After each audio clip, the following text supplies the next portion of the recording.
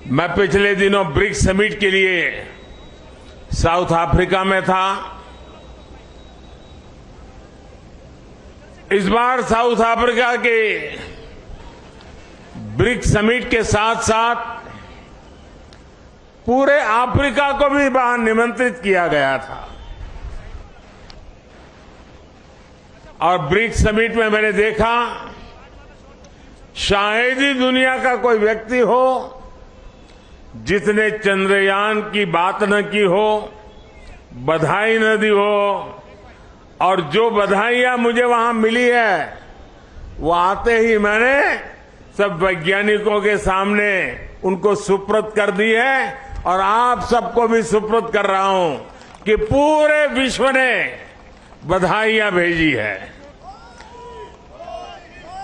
साथियों, हर कोई ये जानने का प्रयास करता था चंद्रयान की यात्रा के संबंध में, ये कालजयी उपलब्धि के संबंध में, और नया भारत, नए सपने, नए संकल्प और नई सिद्धि एक के बाद एक दुनिया के अंदर एक नया प्रभाव अपना भारत के तिरंगे का सामर्थ्य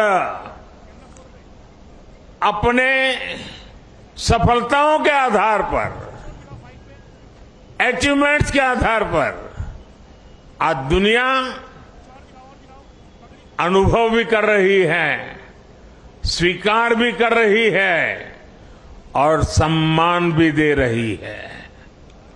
साथियों, ब्रिक्स समिट के बाद मेरा ग्रीस जाना हुआ। 40 साल बीत गए, भारत के किसी प्रधानमंत्री ने ग्रीस की यात्रा नहीं की थी। मेरा सौभाग्य है कि बहुत सारे काम जो छूट जाते हैं मुझे ही करने होते हैं।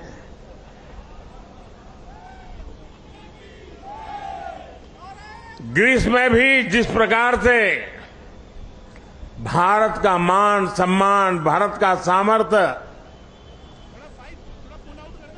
और ग्रीस को लगता है कि भारत और ग्रीस की दोस्ती, ग्रीस एक प्रकार से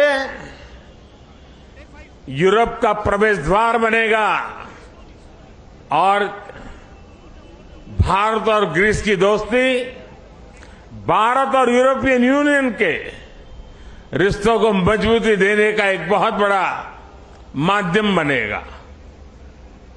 साथियों, आने वाले दिनों में कुछ दायित्व हमारे भी हैं।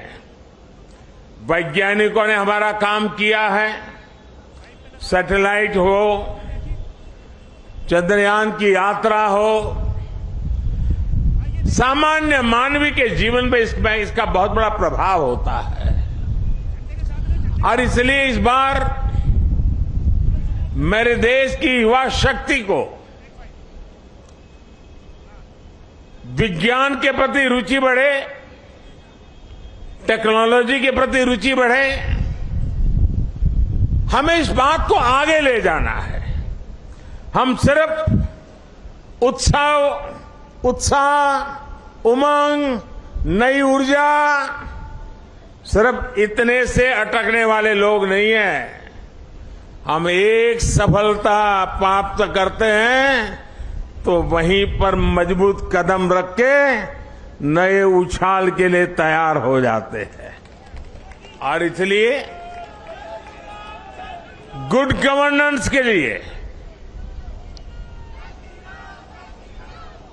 लास्ट माइल डिलीवरी के लिए, सामान्य मानवीय की जिंदगी में सुधार के लिए ये स्पेस साइंस कैसे काम आ सकता है, ये सैटेलाइट कैसे काम आ सकते हैं, ये हमारी यात्रा कैसे उपयोगी हो सकती है, उसको हमें आगे बढ़ाना है। और इसलिए मैंने सरकार के सभी विभागों को सूचित कर रहा हूं कि वे अपने अपने विभाग में जो जन सामान्य से जुड़े काम है उन कामों में स्पेस साइंस का, स्पेस टेक्नोलॉजी का, सैटेलाइट के सामर्थ्य का डिलीवरी में कैसे उपयोग करें,